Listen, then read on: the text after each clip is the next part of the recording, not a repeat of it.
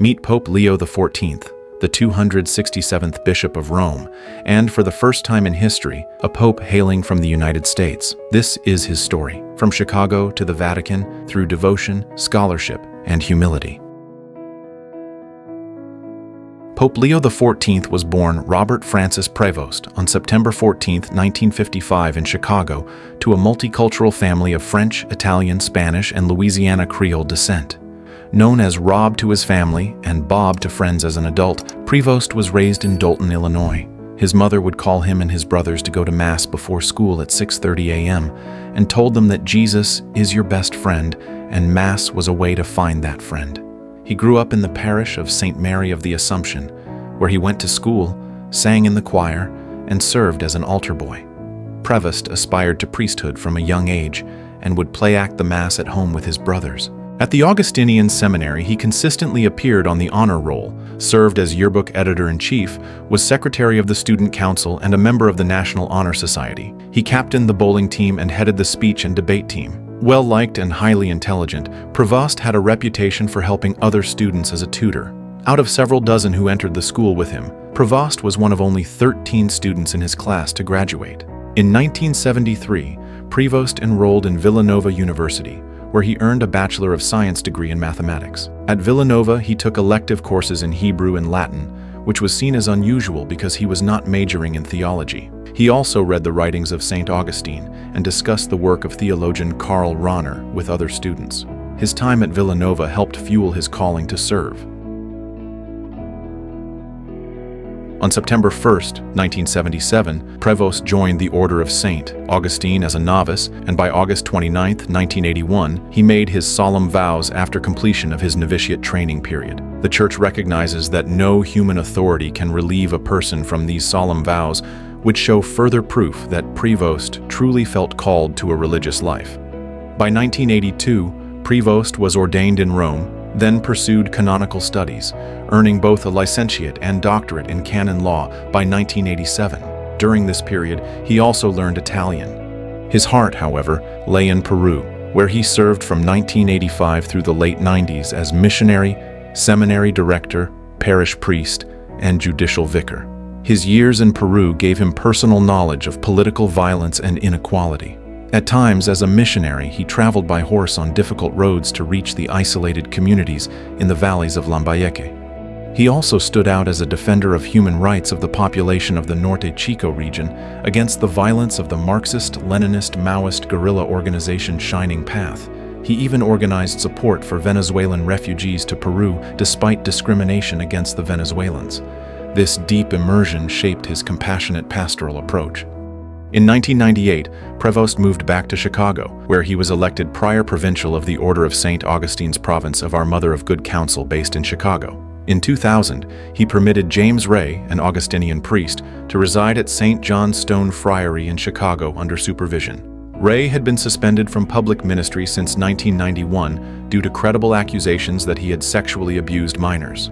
Prevost's placing of Ray in a friary close to St. Thomas School was the subject of reporting in 2021, prior to his appointment to the Vatican. Ray was moved to other housing in 2002 after American bishops implemented stricter rules. In 2015, he returned to Peru as Bishop of Chiclayo, where he also became a naturalized Peruvian citizen. Prevost developed a close bond with the Diocese of Chiclayo, directing a special message to them in his first message as Pope, calling them "my beloved diocese, faithful people, and faithful church."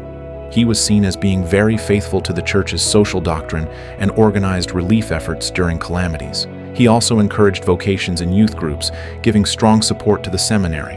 While bishop, he established a diocesan commission on integral ecology and appointed a woman to lead it.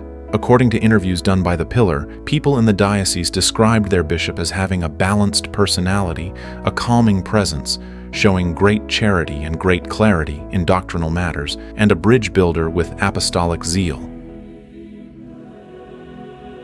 Elected Prior General of the Augustinians in 2001, he led 2 terms in Rome, gaining a reputation as an effective, humble administrator. In 2023, Pope Francis appointed him prefect of the Bishop's Dicastery, made him a cardinal, and named him Pontifical Commission for the Vatican City-State. Prevost expressed a preference to stay in Peru, but nonetheless accepted the appointment to move to Rome. As prefect, he played a critical role in evaluating and recommending episcopal candidates worldwide, increasing his visibility within the Church. In February 2025, Francis promoted Prevost to Cardinal Bishop, assigning him as the titular bishop of Suburbicarian Diocese of Albano. These roles elevated his prominence as a papal candidate, leading into the conclave. On May 8, 2025, lightning struck and white smoke appeared from the Sistine Chapel. The conclave elected Prevost as pope. He chose the name Leo XIV, signaling continuity with Leo XIII, a champion of social justice and workers' rights. As the first American and first Augustinian to assume the papacy, his election breaks tradition. His American nationality had been regarded as a potential stumbling block to his candidacy, reflecting unease about enhancing the United States' geopolitical power. Prevost was well aware of this, explaining to a friend by text message, "I'm an American, I can't be elected." Supporters argued that he represented a dignified middle of the road. After accepting his election and adopting his papal name, Leo embraced his fellow cardinals upon exiting the Sistine Chapel. Cardinal Dominique Mamberti, the cardinal protodeacon, made the traditional Latin proclamation, Habemus Papam, announcing Pope Leo XIV to the public for the first time from the central loggia of St. Peter's Basilica in the Vatican City. Peter's Basilica. According to Italian law enforcement, by the time of the Habemus Papam announcement, right before Pope Leo XIV revealed himself, there were up to 150,000 in the square. The new pope delivered his first address in Italian and Spanish. He expressed gratitude for the legacy of Pope Francis and imparted his first Urbi et Orbi blessing in Latin. Leo XIV is the first pope from the Order of St. Augustine and the second pope from the Americas, after Pope Francis, and is counted as the 267th pope. Leo is also the first pope born after World War II and during the Cold War, and thus the first to be born in the baby boomer generation. Prevost's regnal name was chosen in honor of Pope Leo XIII, who established an important dialogue between the Church and the modern world during the Industrial Revolution, promoting labor rights. Similarly, Prevost explained that the Church offers to everyone the treasury of her social teaching in response to another industrial revolution and to developments in the field of artificial intelligence that pose new challenges for the defense of human dignity, justice, and labor. In a May 2023 interview, Prevost stressed the need for prudence and responsibility on using social media to preclude fueling divisions and controversy and doing damage to the communion of the Church. At his inauguration, he referenced sister Christian churches and prayed for a united church, a sign of unity and communion. When it comes to the ordination of women, Prevost stated that the long tradition of the Church makes it impossible to consider women as priests. He did observe the openness of the Church to potentially appoint women as deacons within Vatican commissions and intro. However, he did also caution, saying appointing women as deacons doesn't necessarily solve a problem and could create new issues. Prevost is seen as a moderate or centrist. He is appreciated by both conservatives and progressives within the Church. Prevost opposes abortion, euthanasia, same-sex marriage, and the death penalty. Prevost has also expressed reservations about sympathy for beliefs and practices that contradict the gospel. For example, when it comes to same-sex relationships, he believes bishops should apply blessings in their local contexts, given cultural differences. He is also opposed to gender ideology, stating that it promotes genders that don't exist. On geopolitics, he denounced the Russian invasion of Ukraine, describing it as a true invasion, imperialist in nature, where Russia seeks to conquer territory for reasons of power. Prevost has also called for a ceasefire in the Gaza war. Following the Israeli strikes on Iran in June 2025, he urged Iranian and Israeli authorities to act with reason.